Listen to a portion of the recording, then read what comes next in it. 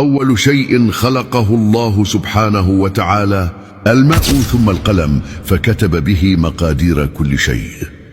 ما هو الشيء الذي موجود في السماء ونبحث عنه جميعا في الأرض؟ الرزق. قال تعالى: وفي السماء رزقكم وما توعدون. لماذا سمي النبي آدم باسم آدم؟ قيل لأنه خلق من أديم الأرض، أي من تربتها، وقيل لأنه أول مخلوق بث الله في عنقه الدم. لماذا سمي إبليس باسم إبليس؟ لأنه مشتق من الإبلاس، وهو اليأس من رحمة الله. ما هو الحيوان الذي صعد من الأرض إلى السماء ثم نزل من السماء إلى الأرض؟